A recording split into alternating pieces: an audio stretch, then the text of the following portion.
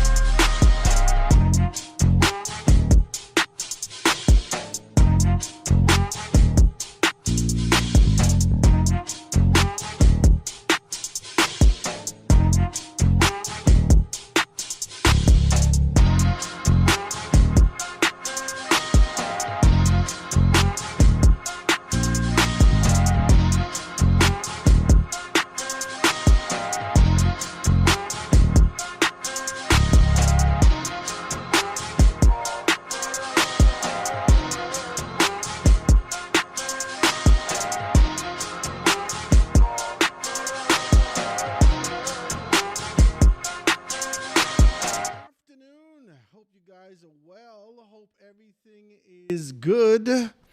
Now you can see me. Good afternoon. Hope you guys are well. Hope everything is good. It is a beautiful day. Always grateful to be in your company. Always grateful to be in the place.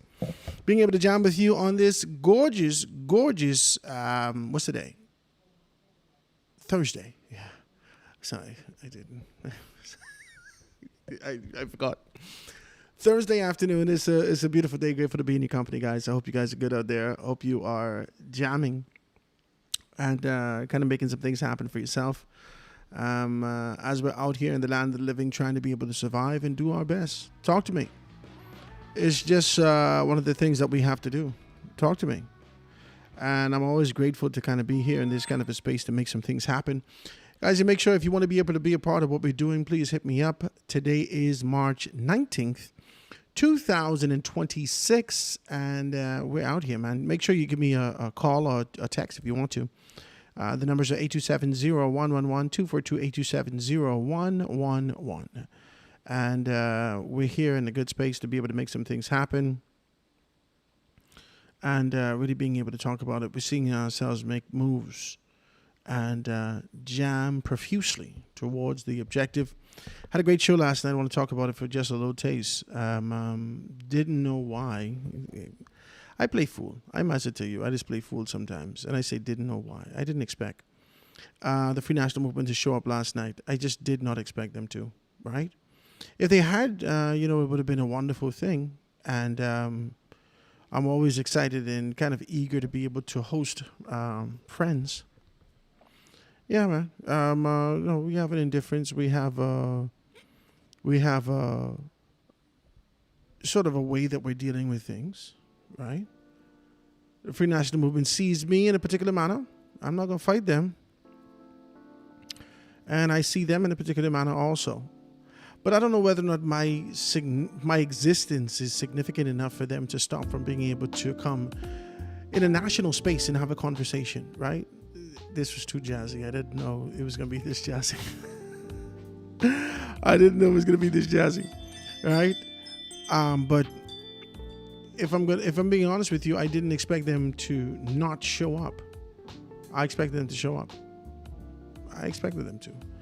We gave Earl Thompson a call several times, the chairman and the leader. When I say we, I didn't call him. but they were called by persons at the Broadcasting Corporation of the Bahamas and invited. They extended an invitation to them and told them to be able to come out and join the conversation. They did so. I told them I didn't really want ratified candidates from the major political organizations. I tell them I didn't want any ratified candidates, to be honest with you. That level of enthusiasm that they have individually for that constituency really blindside them from being able to look at their party as a whole. And we had a good conversation with Dr. MacGyver was there. She's a ratified candidate for the COI. I told them I didn't want a ratified candidate. But you know, this Zedness place, this is my place. So they decide. But we're going to have a conversation about that. Ratified candidates is always going to be able to sway the conversation back to their constituency. It's just what's going to happen. I don't want to talk about this constituency. I want to talk about this. Yeah, I'm here to talk about this. You see what I'm saying? I mean, I cannot deflate their aspirations and be able to say to them, do something other than that. I can't do that. But, you know, we have to have a very clear conversation about these things. If we're going to talk about your organization, it has to be holistically. It has to be in the sense of the entire organization as opposed to being able to just merely talk about this sort of an idea of what exists for, I don't know, your constituency.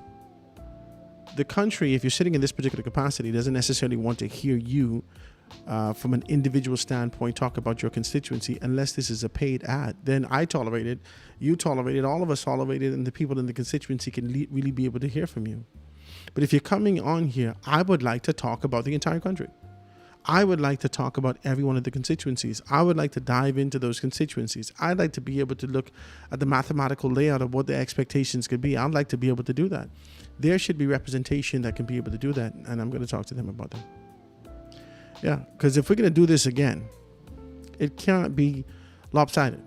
It has to be holistic. And the nature of what the organization is, you know, they want everybody to have a voice. Yeah, but you have a voice in your constituency. So I'm not going to fight you. The Free National Movement didn't show up last night. I'm kind of, I can tell you that I was disappointed. I still had a wonderful time. Still had a great time.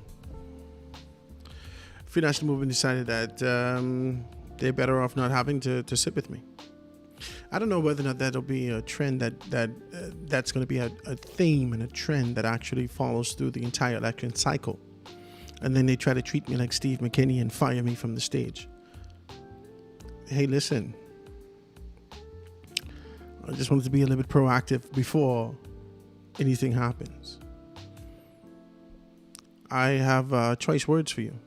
And I've said that to you, to your faces. I've told you. And they know. I don't have to come out here and air out everything. They know. I ain't one of them fellas. I'm one of them fellas who's whisper behind your back. I can tell you to your face. And if you mad, then you have to stay mad or we could fight. But I can tell you to your face. And this is nothing to do with politics. This is very personal. And I said it to who I had to say it to. And so I didn't expect them to come. I didn't. And I told Zedness that. I did not expect them to show. And they didn't. Proving me right. And proving me right about them. Yeah, because I'm still willing to host you. I'm still extending invitations to you. You believe that I will bombard you and try to be able to blindside you, almost like a verbal T-bone. But the truth is that I'm a professional, sir. This is what I do. I can give you an honest critique without trying to be able to malign your character. I won't do that. We could have a very clear conversation. The people texted the other day as I was talking, and we had a very good conversation. As we were being able to have that kind of a conversation, the truth of the matter is this. In the midst of that conversation with Lincoln Bain, up pops the information on there and says, Howard Grant just talked, but you so bad the other day on his internet show. I feel like that's how they type it, right?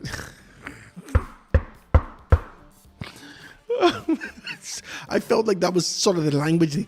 Harvard Grant talk, but you so bad on your, if it's a bad, it's Turks Islands, or bad, right? Let's say bad. Howard Grant talk, but you so bad the other day on this show. I felt like that's how I read it, right? I read it with that kind of this kind of an energy.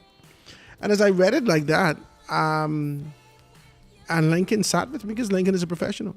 He could answer these particular questions. My only issue with Lincoln is that let's not go so far that you cause me or ZNS to get sued. That's all. You can't be saying these kind of malicious things about people, individuals, and these particular entities without proof. If you got proof, then that's fine. That's fine. If you got proof, then we can talk about it. If you got certified, verifiable truth and proof, then I can't fight you for that. But if it's just going to be this sort of allegations, speculations, make sure that you can allege, okay? It's alleged. That's all this is. In this political season, I don't want to get sued. And that's why I tell you, every time you see me jam and really talking to you, this is as a result of what I know to be true, what I have receipts of. I can tell you who do what. If you see me take on a hard tone in a course, I'm willing to stand before the magistrate and bring out the information and let the magistrate say yay or nay. I'm willing to stand before the magistrate. I ain't that type of guy, man. I ain't gonna sit down here and talk about you bad and all these things like that and just make it seem like I'm not that kind of guy, right? And I don't want to say that this has nothing to do with sexual preference, but that's sissiness. And I don't mean it in a derogatory manner. I mean it in the sense of a colloquial manner. Yeah, that's soft. That's not the traits of a man, a strong man. And so I've always been able to travel that kind of a course that I can say what I have to say in front of you. And if push comes to shove, I'm willing to stand behind what I say. If you see alleged, I always say alleged, hypothetically, I always give you a preamble. I always give you a notion, an idea. I amplify it, I extend it, I expand it. I always be able to double it down and let you know that this is not accurate information as it relates to being able to be found in any spaces where you go and search for the truth. But this is what exists in the underbelly and the soft underbelly of what's happening in our space. So don't fight me. Let's jam. It is the 19th of today's the 19th of March, man. Beautiful day. Grateful to be in your company. Let's get ready. I feel like I could have been a DJ at one point. I had a cousin in 8 Mile Rock, right? I just want to be very clear with you. He's on the spectrum. His name is Dwight Grant. Anybody from 8 Mile Rock, Hannah Hill more specifically, would know Dwight Grant. But if you're from 8 Mile Rock, you know Dwight. Dwight used to sit in my grandfather's shop. We can get into some stuff. Just listen to the thing, okay? Behave yourself. Dwight used to sit in my grandfather's shop with a little small radio. A little small radio. It had one speaker. Like, it was just big as this. It was like this small radio like this, right? But this tall, small like this. And he would listen to Pitter Pat, Sweet Bat, Pitter Pat, right? On 8:10 a.m., right? ZNS. And he would sit in the shop, and anytime they're playing some good music, Dwight would be in there. And he controlling the tempo. So he turns it up. Pa boy. Best man that raid my rock. Come on.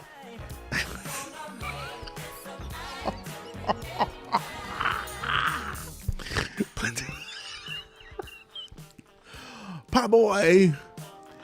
Down here, make sure come get your haircut. Pa boy. Best man down 8 Mile Rock, that's what he would do, straight through, right? He was on the spectrum, right? He is special, okay? Just bear with us. And it was absolutely hilarious. The only thing he wants from you, buy me a Coke soda, boy. You buy me a Coke soda. That's it. That's all he wants from you. My cousin Dwight Grant. All right, guys, we're going to be jamming and getting into some stuff today as we continue to be able to talk about what's happening from a national perspective and being able to identify that. Make sure you pick up your newspapers and look into it, see exactly what's hanging on, what's going on around the country. I got the Tribune in front of me. It says, Bell slams no jail ruling at DPP appears GB businessman sentence. And a controversial ruling that spared a Grand Bahamian businessman jail time after he was convicted of carrying a loaded gun in a nightclub is set to be challenged, with the Housing and Urban Renewal Minister, Keith Bell. Had a great opportunity to be able to speak with Keith Bell, and I must give you sort of a prerequisite, a preamble. I must be able to give you some foreknowledge. I did not know Keith Bell was that intimately involved in Carmichael. Can I say this to you? I did not know that Keith Bell was this intimately involved in Carmichael. I just did not know. When you listen to the interview, I am genuinely, honestly, and authentically surprised. I am enamored. I am in awe. And I look at Keith Bell entirely differently as a result of that kind of a conversation that we had, for him to tell me that what he was doing in his constituency. That is absolutely impressive. And I'll give you some insight. Keith Bell starts to talk about autistic children in Carmichael. And he never gave me a specific number, but he starts to talk about a contingent of autistic children in Carmichael. Then he goes on to talk more specifically about cancer, and cancer showing up strategically in persons in Carmichael, and how persons would come to him for assistance in those particular areas, and how he's extended himself in certain areas. Can I say it was a refreshing interview? It was refreshing to hear that. The formality which ZNS desires, not necessarily requires, right? One of the things that I've learned in my youth, being able to come up, is you comply and then you complain, right? And it ain't really about complaining. It's about being able to lend suggestions for a modified time. Yeah, because the mindset and the structure that existed. This is the layout and the format that exists in this particular space. So the interview was rather rigid for me, because I wanted to it's two things that actually being able to restrict me from diving deeper. The time restriction, because I only get 1 hour in comparison to having 2 on radio, and the structure, the traditional structure that they expect, not necessarily that they require, because no one says this is what you do, this is how you do it. But there is an expectation that you perform in allegiance, in alliance, in accordance to what has been done in this particular space. Now, even though it's a new show, they still give you sort of an old traditional feel. And if we could be able to kind of chip at the edges of that, then I think we'll have like studio gold. I think that we'll have a true gold standard in this particular space. But there has to be some liberty, some space, some this, some that, because personalities actually propel the show. You see what I'm saying? Like, your personality, your character, the way that you carry yourself, it propels the show. I am not sort of the stoic guy. I'm just not that guy. I'm not that guy. It's hard for you to read me. You think I'm joking. Why are you always laughing, always joking? No, I'm just not that guy. I am fully immersed in anything that I do. I am. I'm fully committed in anything that I do, and I'm immersed in it. I get deep into it. I read up on it, I study it, and so forth and so on, and I enjoy that. If you ever sat with me on video and you listen, you watch me, you would think that I'm not paying attention to you. But I don't have to look at you to pay attention to you. I'm drifting off in my mind and envisioning what you say. It's just how I operate, right? Now I have to bring modifications to that because I'm on TV. I accept that. But truthfully, if I say this, if I'm being honest with you, truthfully, a lot of my character is being pulled back, my personality is being pulled back because it's being held back because I know that this is a formal environment, and I know that everyone expects this kind of a stoic, serious posture to come out of Zedness. Okay, this is just not me. That's just not me. I can laugh at you. I can tell you the truth. I can give you some rhythm. I can give you a joke. I can tell you a short, very short story. I can talk to you. I share my life in this space. That's what I do. And I found it to be effective for me. I don't have a problem with it. I share my experiences in this country. I share my experiences with people. I want you to be a part of my show. I don't just want you to be an observer. I want you to be a participant. Yeah, I want you to be a participant. In my shows and my talk shows and everything like that, I structure these conversations in a way that it provokes your mind. And sometimes the conversations swing on the pendulum. And so they only exist in extremities. You know, like the little boat we used to get when we used to go to the carnival? The swinging boat. It swing to the extremity all the way up. I come all the way down. And I keep going like this. So that's how I live. My conversations exist on the pinnacle of the pendulum. On the high note of the pendulum. Right? And in this kind of a pendulum socially, you don't get to choose the indifference, which is the middle. There's no middle ground here. Either you love it or you hate it. That's where my conversations is. Either you agree or you disagree. That's it. And I didn't say it for you to agree. I say it for you to be able to either add to it or say that that's absolutely incorrect. This is why. I enjoy these kind of conversations. And I don't really care what people say in terms of some of these guys are, and even they said that's like 55, 56, 57, 60 years old. They have a way of looking at things. I have a lot of friends in that age bracket and age category. They have a way of looking at things. They have a way of looking at things. They see things in the way that they were taught to see it. I don't necessarily see it like that. I can't fight them. But I don't necessarily see it like that. And they expect you to perform like the men and women before you to carry on a tradition that never fed me, that never served me, that never helped me, that never helped to develop me, that never provided anything for me, that didn't leave anything in terms of legacy for any of us. But we are supposed to travel and trust these people and trust these men for what? All they've ever done by being able to acquire some level of power is to be able to excavate for themselves, to extract for themselves. That's it. That's all they've ever done. All they've ever done is to finagle their way within a space of leadership and authority and extract whatever they needed, excavate that thing for themselves and their families. And most times it's only for themselves, never for them families.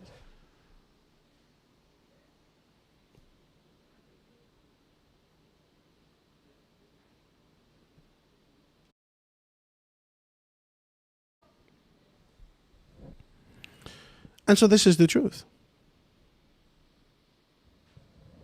You guys forgive me for 2 seconds. I got to be able to say something to someone.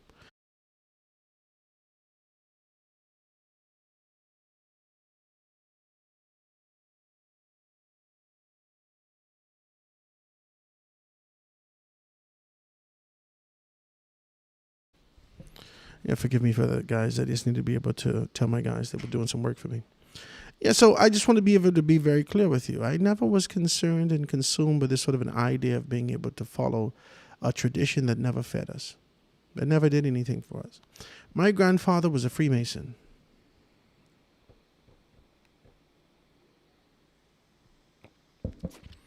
My grandmother was an Eastern Star.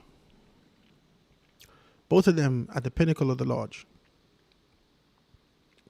Both of them.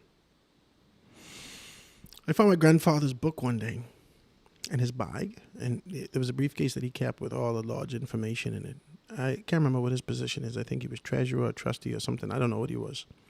But he had a significant ranking in the lodge. I think he was a high Mason. was a high Mason. I don't know if he'd ever gotten to 33 degrees, but he was a high Mason in the lodge. And at one point, he just stopped going to lodge. He just stopped going to lodge. I tell you the truth now. This is the truth. Okay. So I found his book.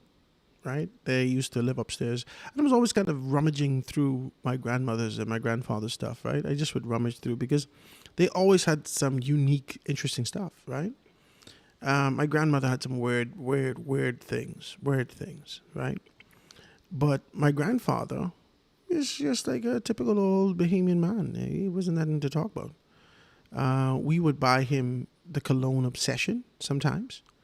And the Obsession cologne that we purchased for him, he never used it. And I was, kind of distraught. I was like, we bought this for you, Pa. Why would you not use it? We never called him Granddaddy. Never. We always called him Pa. Right? And it was an affectionate thing. We loved him deeper than the Granddaddy. We loved him like he was a part of our very skin. We loved this man. Right? He died. We love him so bad. I miss him every time I think about him, right? So I would just kind of rummage through his stuff. I saw his briefcase and I opened it up. Top hat, poof, top hat. I went to prom in his top hat.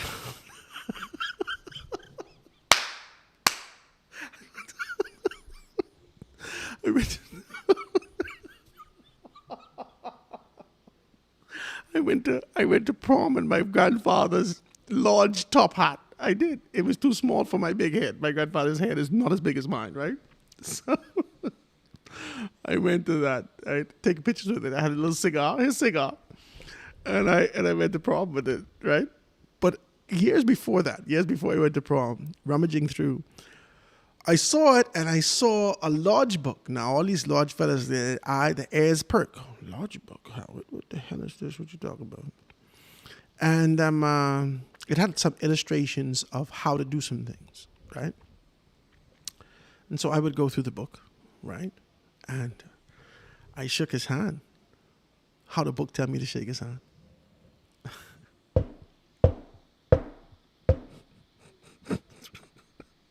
I know you're gonna cuss me, right?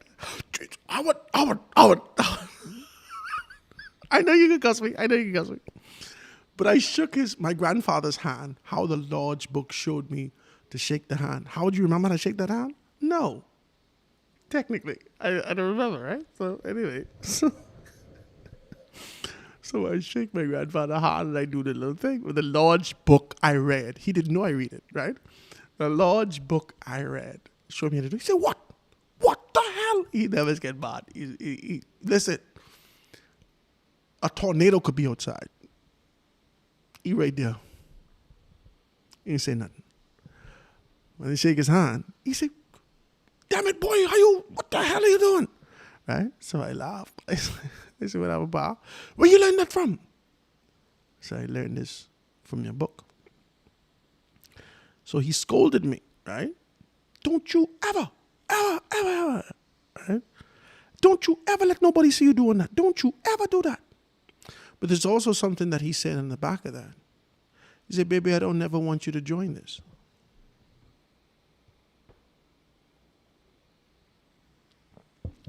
My grandfather knew me. My grandfather loved me.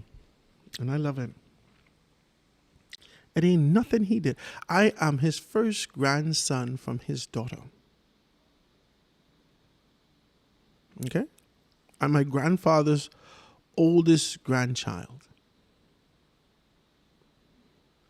I am my grandfather's oldest grandchild. All the children that he had, that I know him to have. I am his oldest grandson.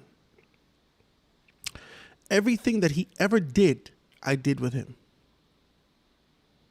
He used to have this old truck. If you're from America, you notice he had a blue Ford truck. He would spray the truck out in the yard. He had an old boat in the yard. Every day he put 3 levels of fiberglass on that. Jesus God, that thing was so heavy when that finished. We couldn't even get out of the yard when he passed away, right? Fiberglass, this man fiberglass that thing down to the grits. Fiberglass and all day, right? The carburetor for the Ford F-150 1987, something like that. I think it was 87, 88. And he had 2 trucks. But the second one, he put a canvas on it, let Donnie fix the canvas, do everything. And he taught me about these things, right? But one of the things that he taught me is that I didn't need to have allegiance to these organizations. Never. He showed me because he wasn't a man of many words. But his actions showed me that there's no need to lean on these organizations. There's no need to be able to have this sense of dependency on these organizations. They won't feed you. They won't take care of you. They won't ensure that you're in the place that you're supposed to be. They won't come to your rescue. They never give you access the way that you want, unless you go up higher. And he told me never to bother with that. He said never to bother with that ever. I've been given significant invitations since then. You know, as you matriculate through society and people look at you and then they send a feeler out to you to see what. I sharp enough to know what it was. I'm not fooled, right? The guy told me to come join his lodge. He says, Howard, come join our lodge. So I said, Must join your lodge? He said, yeah. Now, me and him used to kind of go around the old boys and sit down, have a cigar, and talk some politics and whatnot. I was a part of this, right? And we had great conversations. And he came to me, he says, Howard, you should join our lodge. Now, I didn't carry him by his lodge house. Right? This place beat up, broken down. I didn't carry him there. He asked me to drop him there. I dropped him. I said, you want me to join your lodge? I said, sir, I don't think I can join in none of your lodge. If I was to ever join lodge, it'd have to be with the Blue Bloods out of England, Europe. I said, because y'all can't do nothing for nobody.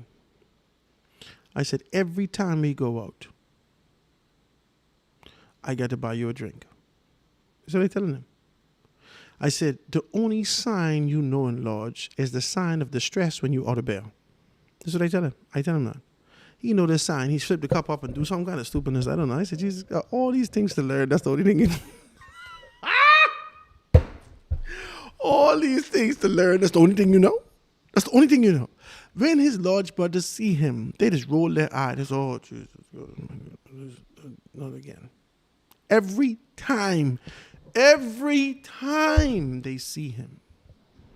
And he can ask me to join this kind of a Jonesery situation. I said, sir, every time we go out, I got to buy you a drink. I said, you never offer me. I was drinking just cranberries, but I would have a cigar, right? I was drinking cranberries. I try to get the cigar thing from my uncles and my grandfather, but I put it down, right? So I was drinking just cranberry juice, right? I couldn't, the rum thing was too much. I can't do it too heavy, right? So I said, but every time we go, I gotta buy you a drink. This is too much, sir. I can't be bothering with you like this. So he says, oh man, there's some perks into it, man. He brought me an application signed by the Grandmaster. I think that's what they call him, the Grandmaster.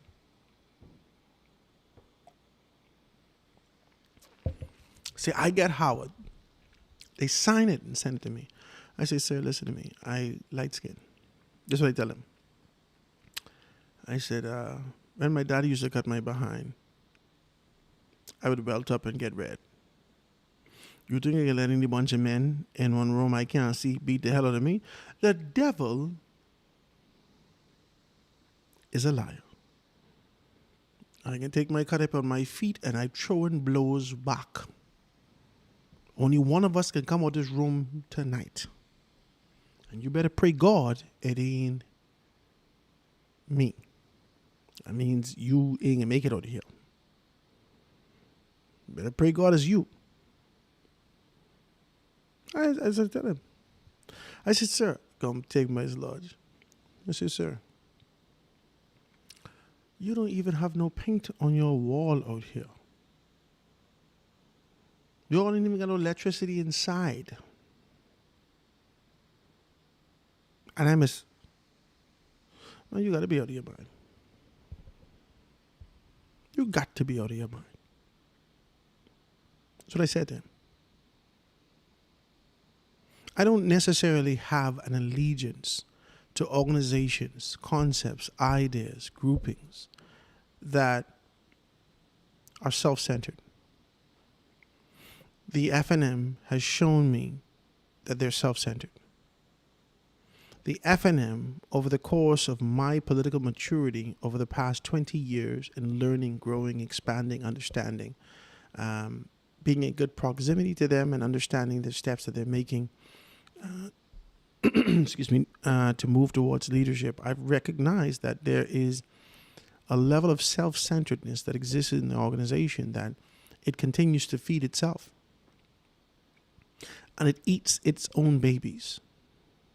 That's what the Free National Movement does. It eats its own babies. I've experienced this. I'm not saying this to you. I'm not one of that. Listen, this is what I've experienced. You may not have the same experience as me. And it's not a big privilege of mine to die and be stretched out in the FNM headquarters. That's not going to be the pinnacle of my life and death. That you pay homage and honor to me as I'm stretched out from east to west, laying down in the FNM headquarters.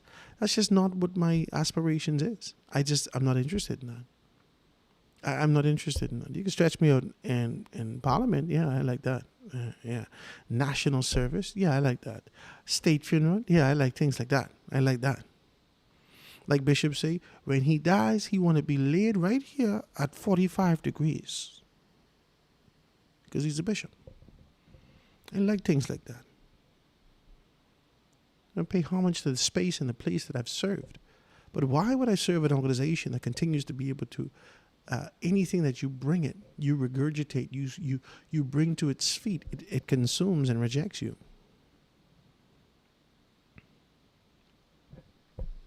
And that's what the Free National Movement has been for me, in my observation. Now, my mother may not necessarily agree. My father may not necessarily agree. My uncles may not agree. My grandmother, in the event that she was consciously capable, because like how old people say, she just come and go sometimes. I love her very much. They may not necessarily agree with me. They may not. And it's okay. I don't know if they hate me because of it. I know I get cussed from them. I know that there are some family members who decide to be able to take distance from me as a result of it, which is okay. Which is okay. These things never fed you. Never take care of you, never take care of your children. There's opportunities that come and go. They're never off. Some people just get it, And they are the exceptions.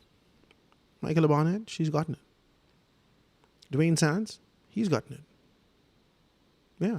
There's kind of a recognition to the party. You would think that Loretta Butler Turner would have gotten it, but they disregard and discard her the same way. These organizations have no loyalty to individuals.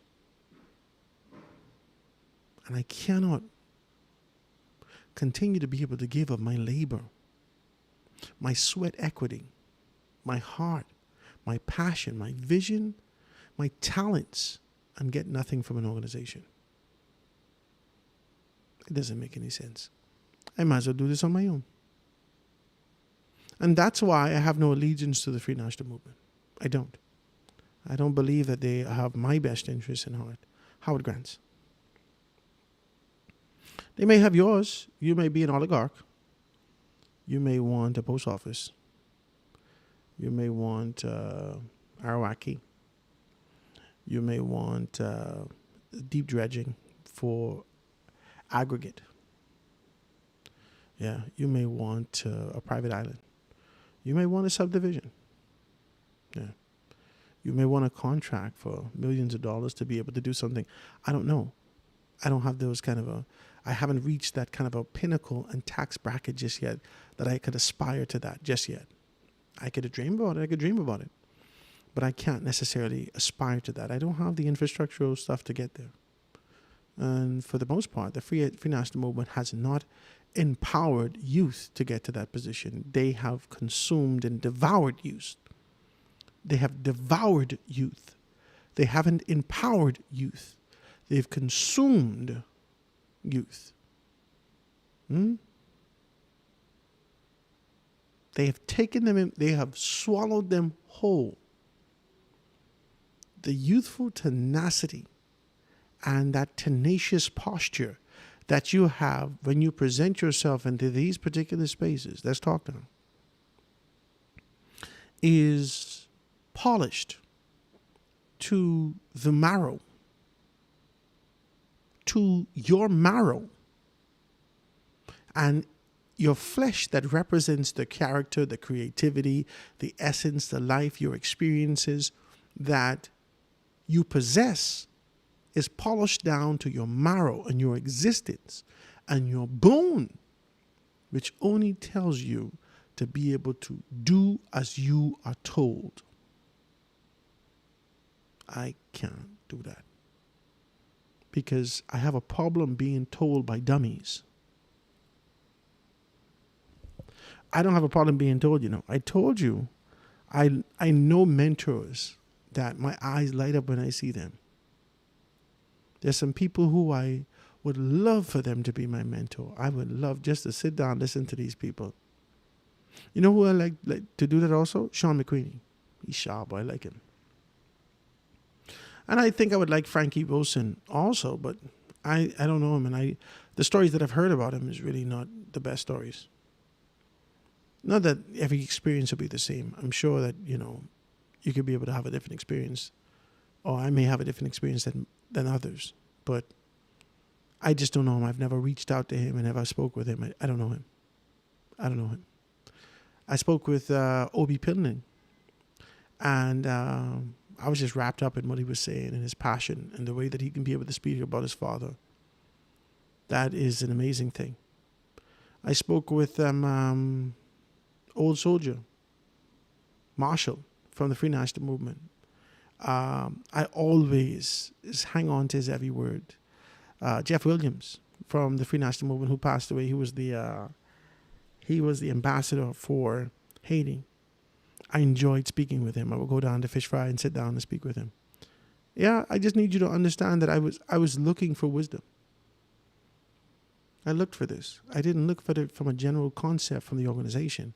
I looked for where it existed. I looked for where men huddle to be able to be around this sort of a wisdom. And I was impressed by what I sought and I found in these particular spaces.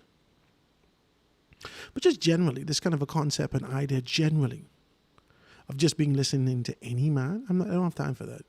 These men are asses, and I don't have time to listen to a bunch of stupidness. It's foolishness. It's foolishness. They mixing up their emotion and this and that. Listen, when you're talking to Marshall telling you about the fight that was the Free National Movement.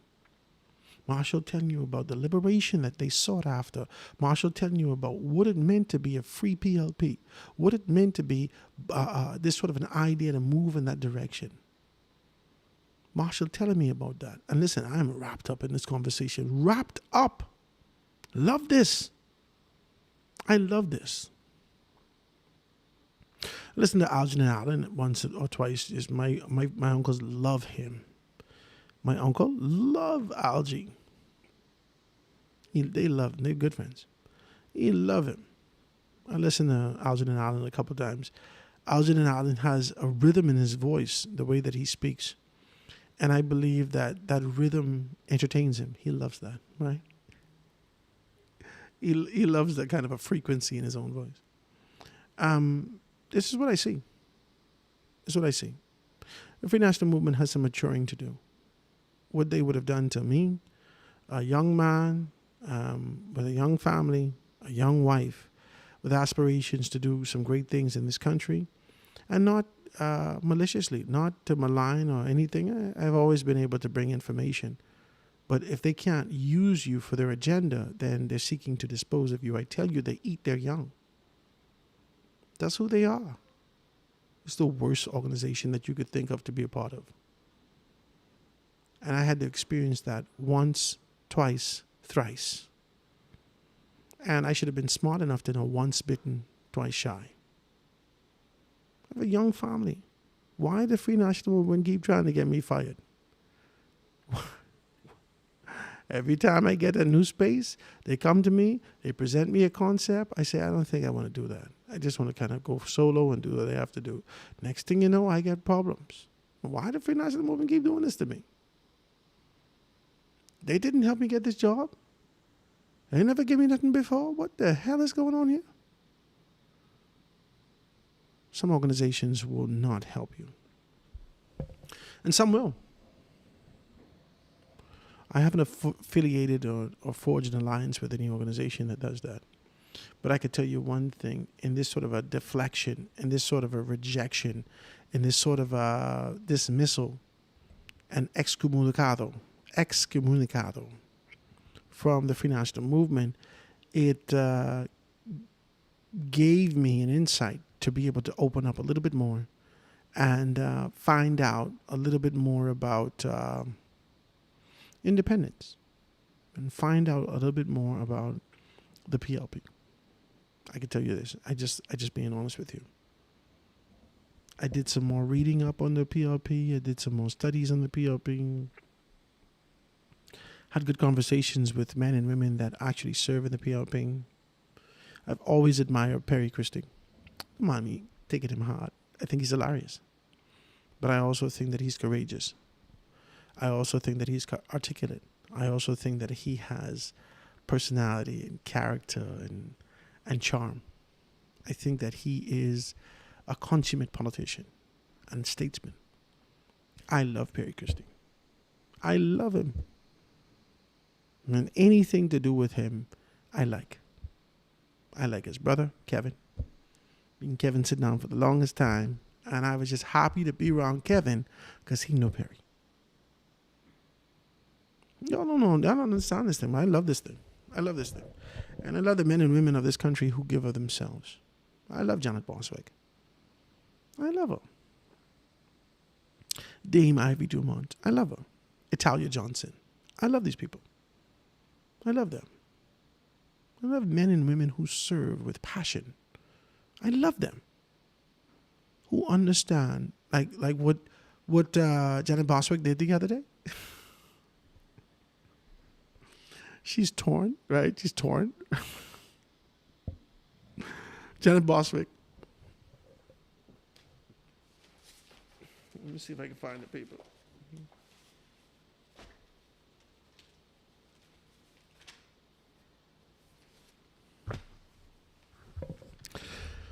Dame Janet Boswick says that the party still has a strong chance to win. See this? There's kind of a contradiction associated with political organizations. This is where the contradiction exists. Let's do this. Let's talk about this. F&M facing an uphill fight. And then in the same spigot that gave fresh water, salt water came out. Dame Janet says the party still has a strong chance to win the election. Now, this may be true. And it is actually true. Everybody has the same chance when you start and when you line up on the box. Everybody has the same chance. Everybody in the box, in the square, everybody has a chance to win. You didn't start the race with minus 74 points. Everyone has a chance to win. But that kind of a contrast and that kind of a tumultuous pull, that tugging and that pushing and pulling, and always trying to be able to ensure that you satisfy the upper echelon of the organization by saying the right thing. These men need to mature, man. They need to. The world is changing. Politics is changing. You need innovation. You need creativity. You need to stay to some of your tenets. You need to identify what are those tenets that you need to be able to stay to. I don't necessarily say that you need to change your constitution, but you need to identify what you want to amplify. Yeah. You need to identify the value in which these particular things are coming forth. I love politics. I love it. But I'm not willing to die in the Free National Movement. I'm not. I love my grandmother. I love her. She asked me to stay in Grand Bahama. I told you this story many times. She asked me to stay in Grand Bahama. And she started crying. She said, baby, if you leave, I'm going to die. And I started crying. Because you don't know how much I love my grandmother. I start crying. And she said, baby, I'm afraid if you go, I'm going to die. So I said, Grammy, I'm afraid if I stay. I said, Grammy, I'm afraid if I stay, I'm going to die. Grand Bahama's giving me nothing. It's not being able to support my future. It's not being able to give me a job. I can't survive. I feel like a Joneser. I got to look to everybody for assistance. That has never been me. And I left. She's still alive. But her mind is just wandering. So her body is still with us. But it's not the Grammy that I know. So essentially, she did die.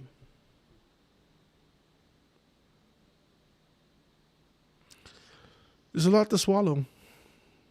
But we got to be able to put our morals in place. We got to be able to put our value in place. We got to. We got to. You asked me about 8 Mile Rock more specifically. I'm indifferent from being able to talk about, and I guess this is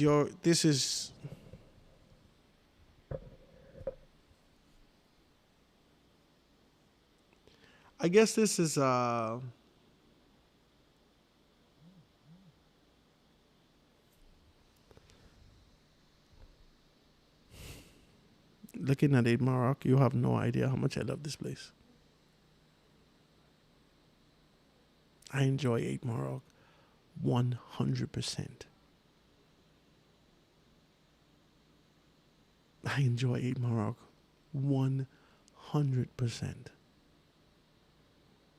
I explored every corner, just like my Grammy room and my granddaddy things. I explored every corner of 8 Mile Rock. Every corner, every part of the bush.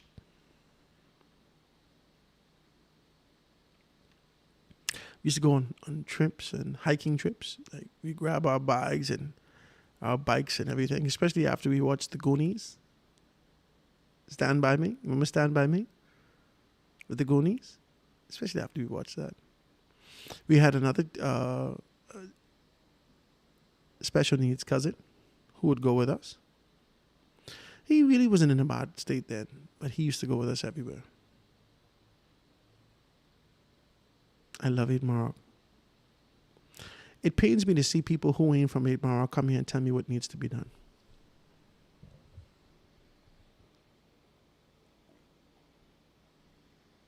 I have an issue with that. Now, some people just see this as representation and they don't care. I have an issue with that. I have an issue with it. It's just probably a personal issue.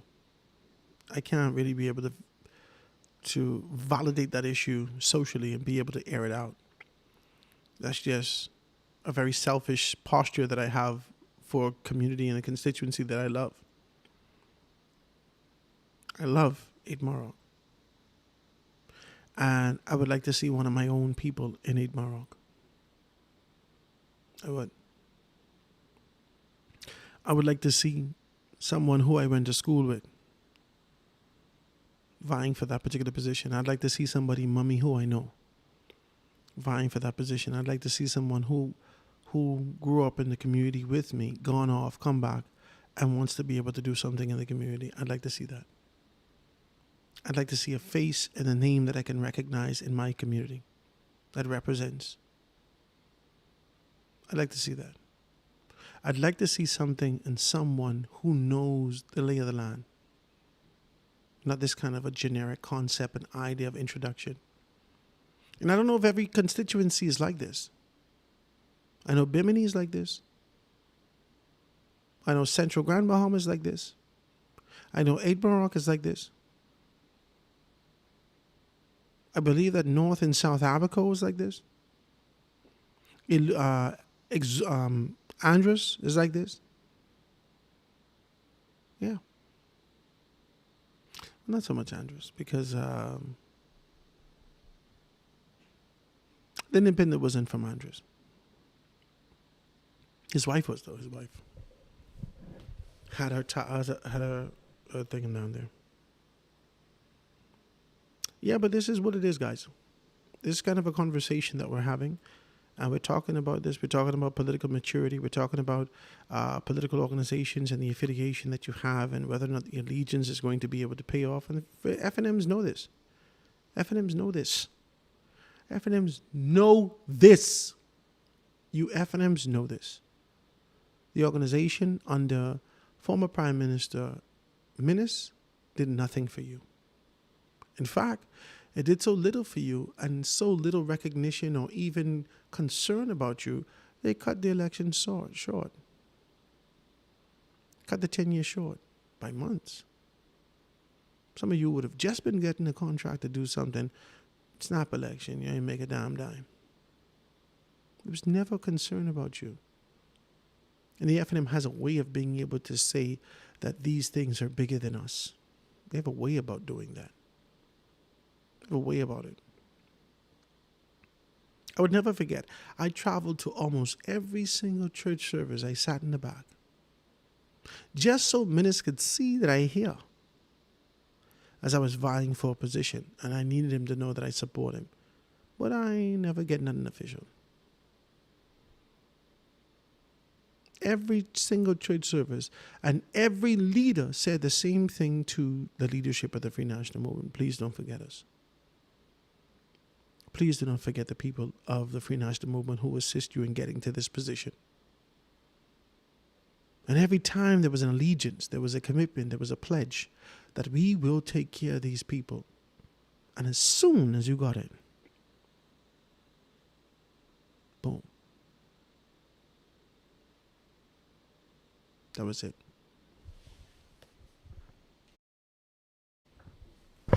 As soon as you got it, that was it. I don't want to be a part of an organization like that. I don't. I don't. Listen, you cuss the PLP down to grits. Especially this administration. This administration led by Philip Brave Davis. They have been taking care of some people. I remember I used to hear Papa saying that they didn't take care of him, that he was waiting, expecting something, so he took them to task. I remember I would have listened to, what's his name?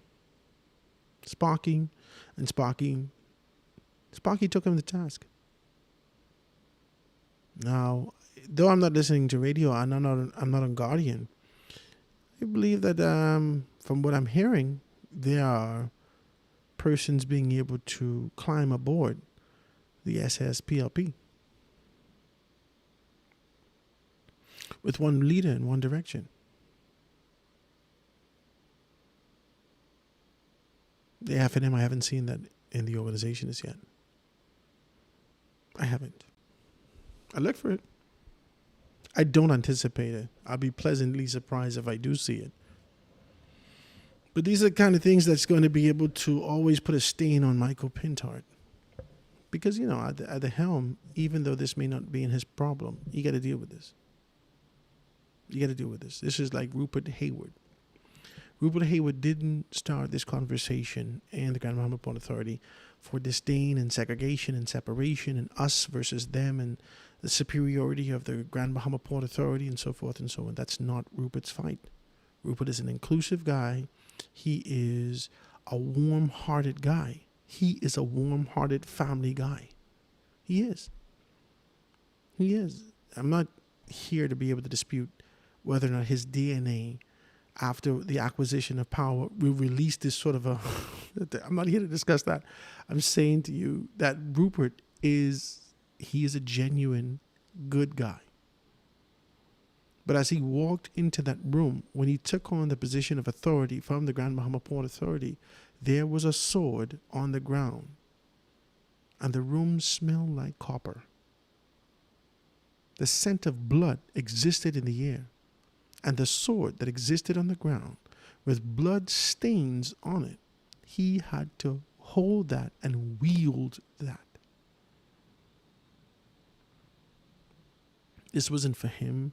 This wasn't for anything else or anyone else other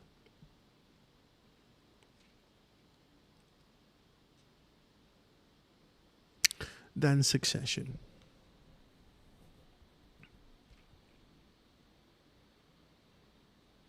For the purposes of being able to understand that there is others that come behind you and to be able to retain, maintain, and project the power and the authority of the Grand Bahama Port Authority. Fortify the tradition, double down on the tradition. He had to pick up that sword. He did not have a choice. He did not.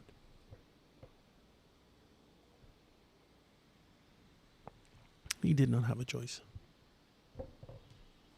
He did not have a choice.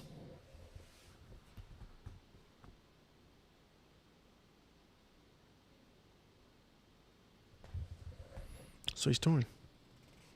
I don't want to be a part of an organization like that, guys. I just want to be genuine. I want to be good. I want to be honest.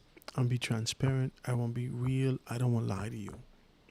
I don't want to lie to you. I don't want to lie to you. I used to lie a lot when I was young.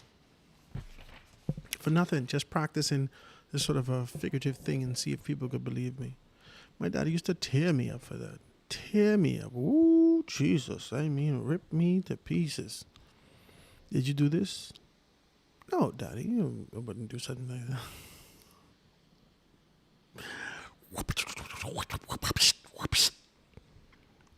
Did you do it?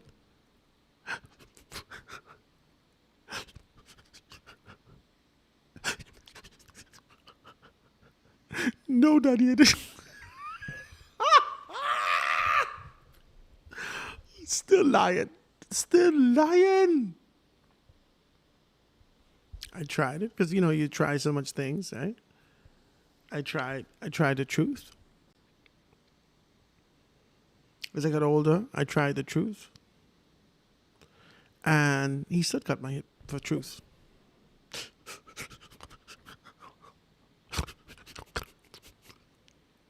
Daddy, I ain't lying. How the hell he know? I didn't lie so much. How he could know? How he could know? How he could know? And I promise, as I was getting bigger, I realized I was bigger than him. As I was getting bigger, I say, this lying thing don't make no sense. Ain't nobody can beat me. We could fight now. And if they don't like it, we can fight. Let's go. Ain't lying to nobody. You're going to have to deal with what the truth is. I stopped lying that day.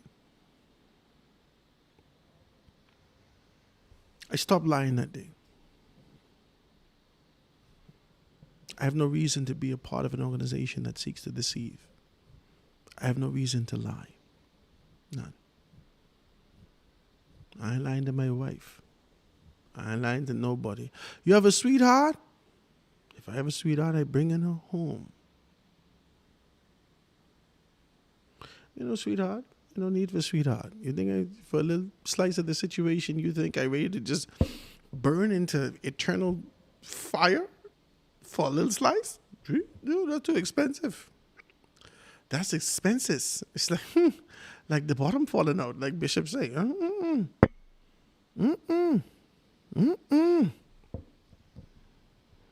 into that. I ain't into that. I ain't into that.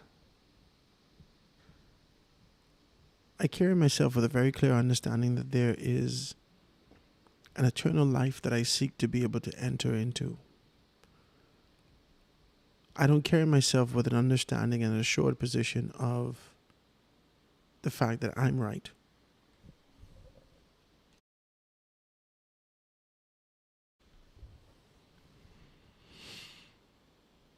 I don't carry myself with this sort of I don't carry myself with the fact that I am perfect. I'm not.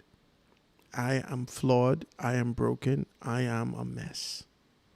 I am a mess. I am an absolute mess. I am imperfect. I am stubborn. I am sometimes very rude, defiant. I am very selfish at times. I have an air of arrogancy sometimes. I fight back ego, in this sort of an egotistical posture. I do so much to try to remind myself, and so much has been done to me to remind me of my humanity. And I get deep into reflection on a daily basis about the supremacy of God and how good He is and how I'm no one. I have a deep desire to meet my Maker and to reside with Him. I can't do that by lying to y'all. I can't do that by bullskating you. I can't do that by thieving from you. I can't do that by sweethearting with you. I can't do that by liking man. I can't do that by thieving from you. I can't. I don't know what your desires are. Some people have a desire to see heaven right here on earth. And so they still kill, steal, destroy, build these big homes, have to look over their shoulder every second, and whatever they can enjoy before prison, before death, before the state reclaims it. The state commandeers it. This is the little slice of heaven that they get right here on earth. I don't want that. You can't try to convince me with something I never had. Oh, Howard. See, look here. If you do this, you can get $300,000. Sir, your little measly $300,000, I don't need that. I never had that. I can't be crazy about something I never had and willing to do whatever it takes. And you hear these people say that? I'm willing to do whatever it takes. You gotta watch out for them. Whenever they sit on your seat in your house, make sure you double ply and triple ply the towels, because they're open to anything. They need to stop it. That's it, guys. And that's the conversation today. If you're national movement, hear me out.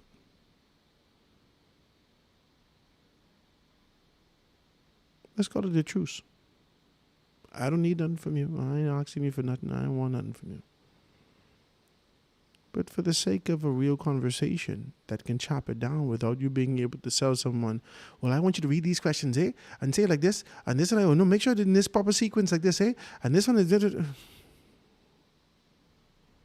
The Bahamian people require more.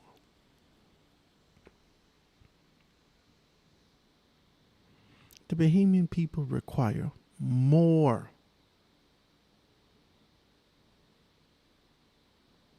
We got to do better than this. I want to thank you guys, man. I want to thank you all for the opportunity to be able to be here with you today. I want to thank you for allowing me an opportunity to be able to let my bleeding heart speak. I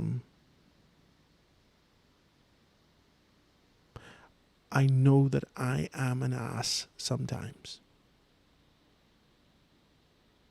I know. You gotta forgive me for that, one. And two, know that I have a desire to be able to see this country in a better place. The DNA never feed me in terms of money. I never do this for money. My pursuit for the FNM has never been about money. Never do this about money. The slideshow I showed you yesterday, if you didn't see it, the slideshow I showed you yesterday in terms of the statistics and all these particular things had nothing, absolutely nothing to do with money. It had everything to do with heart for community and the capability of being able to convince everyone that there is a vision for community. That's what I did that for.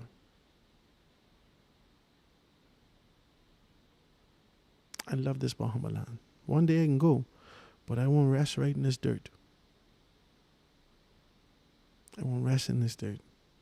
And the grass around me shall be forever flourishing to know that I love this place. I bleed green for y'all. And give life back to this. Whatever I could do for this country, I would do this for this country. I love this country. I am grateful to Jesus Christ that I was born in the Bahama land. I promise you from here to God. I love this place. I love the people. Some of you all suck. I tell you to your face you suck, but I still love you. As the type of fellow who's cuss you out and then apologize to you later. I didn't really mean it like that. I was angry at the time. I love this country. I love our politics also. But I would love it if you get yourself together. I would love it if you get back on your game and the agenda. And you understand the overarching objective. It's not to feed the oligarchs. It's not to feed the foreign direct interests. But it's to be able to ensure that you can undergird, bolster, lift the Bahamian people who need it. There should be opportunities. The FNM should be given out at least 150 scholarships annually.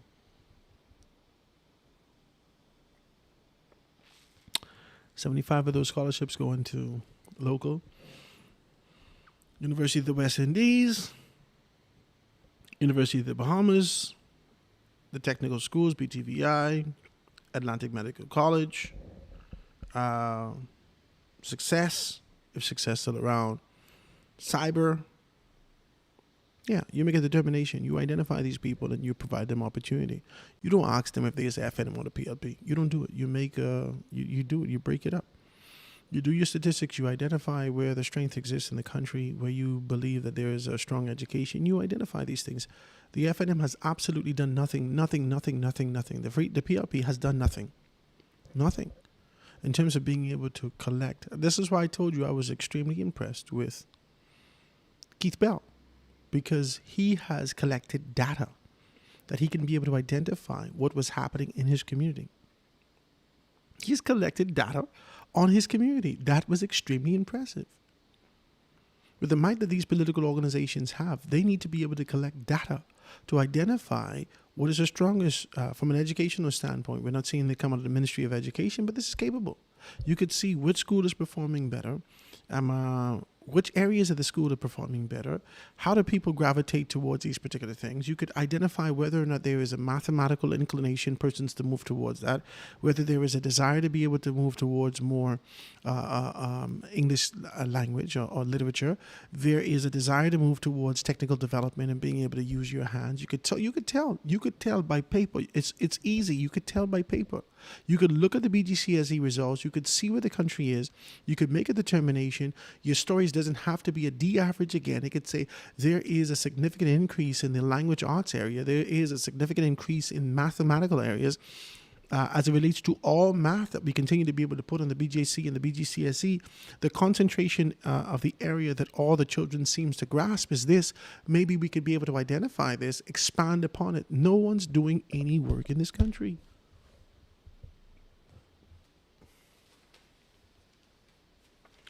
You're trying to save a job. You're trying to keep your job. That's all you're doing. That's all you're doing. You know what you are? A coward. You're fearful. You're a coward. If your existence is merely to be able to preserve your occupation, that is cowardly. Coward. You are afraid. You are fearful. You are, unfortunately, a coward. It's a difficult thing to swallow.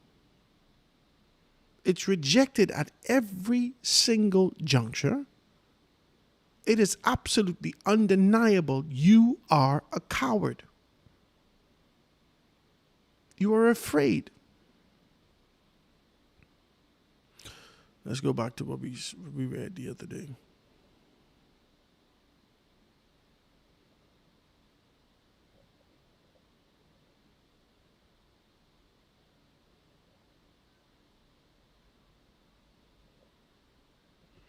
We read this the other day. We read it in the King James Version, and we read it in King James Version, and we read it in the NIV version. Let's read it. But the fearful, the unbelieving, the abominable, the murderers, the whoremongers, the sorcerers, the idolaters, and the liars shall have their part in the lake which burneth with fire and brimstone, which is the second death. Let's go to the New King James Version. But the cowardly,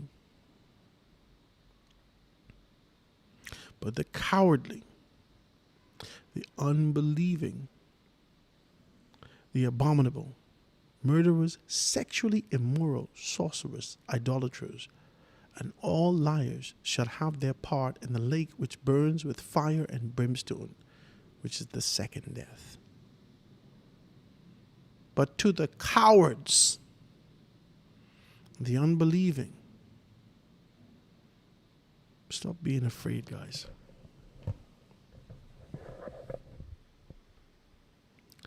I'd rather die for something than to preserve your life for nothing and still have a second death. You preserving your life for the second death. That's it. You believe that death is just death. There is a second death coming for you because of the way that you live this life. You lived it without tenacity, without courage, without determination, without a mission, without a focus, without a purpose, without a vision. You live this life and just merely seek to survive. That's not what God has called you to. There is so much more in you. Do better. Do better. Do better. I pray to God for integrity to enter into our political frame. I pray for conviction to rise up and take hold of your minds and your spirits, your soul. I pray for focus and determination and vision to be able to explode in your lives.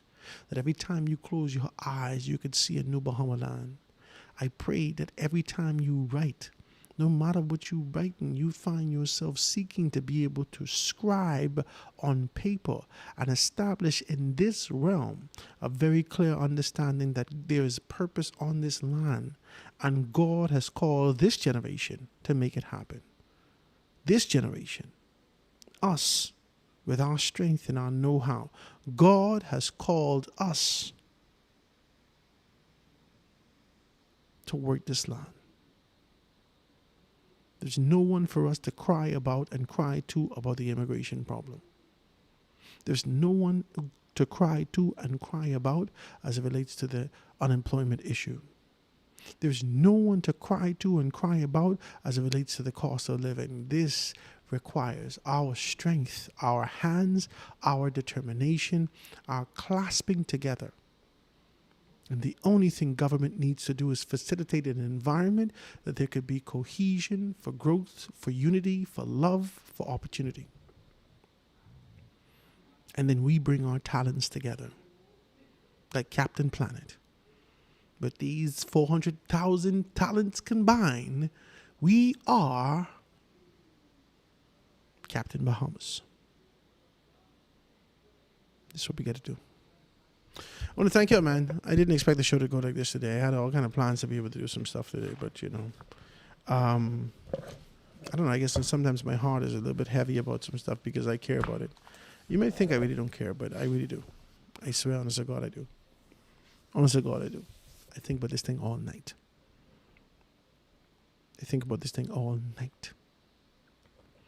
I keep getting fired from people, places, so I decided to open up a radio station. I never look at the radio station and say, oh my God, you know how much money I can make over there? I never did that. The quest is always righteous for me. I got to, listen, I'm going to die one day from here to God. There will be no more me. My footprint will no longer be on this side. My life, my essence, my voice will no longer be spoken. I have to do something better now. I got to inspire people. Every Jesus day I get a chance. I got to remind people. Every time I get a chance. There is a call on our life to work. Let's get it done. I want to thank you guys for being able to tune in today. We stopped 15 minutes early.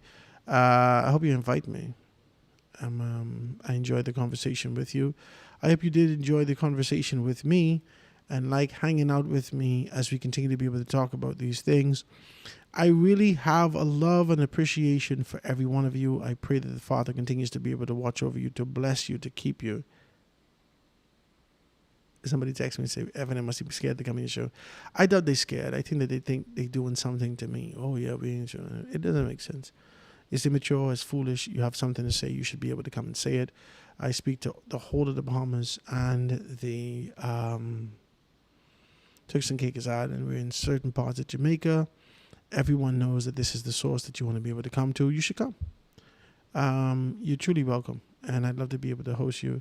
You say, Howard, don't mind these petty politicians. They can victimize. They can't victimize you for a while. They're going to be in opposition for a while until they move their leader and chairman 2 peas in a pod. Pretty and petty.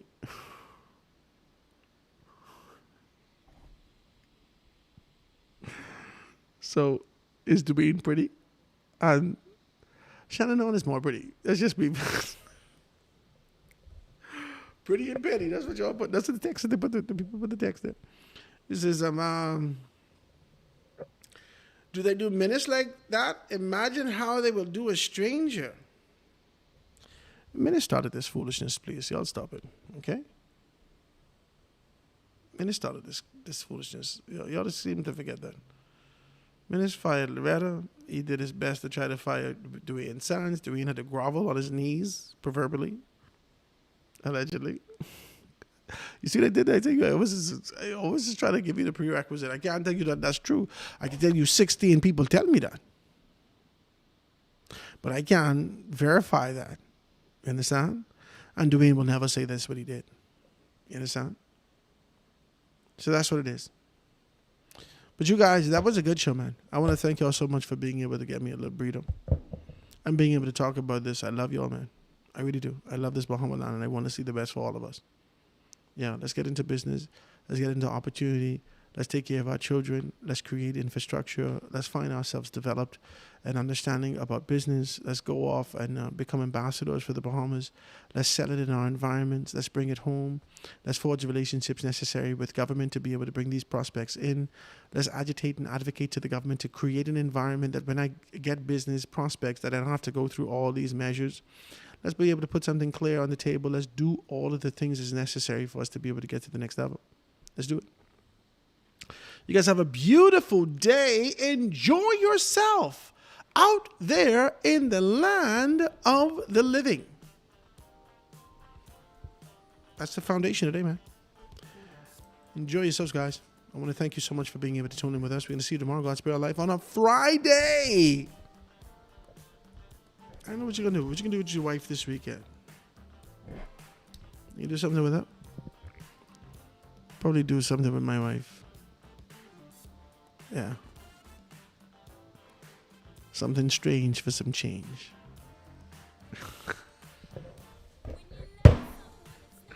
We can see you guys tomorrow. God's Spirit Our Lives, man. Have a beautiful day. Thank you so much for being able to tune in with us. This is The Foundation. I have a dream where the powerful and the powerless will sit at the same table, where the haves will see the have-nots, not as burdens, but as brothers, where class will not divide us, but conviction will unite us.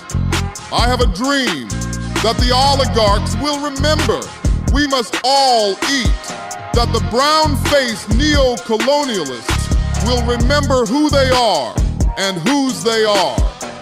I have a dream that fraternities will build beyond internal architecture into a national bond, that the walls of design will give way to the bridges of brotherhood, not a fraternity of symbol, but a brotherhood of substance. I have a dream that we remain focused, that we stay in our conviction and remain fearless, that we double down, fortified, to return this Bahama land to the foundation.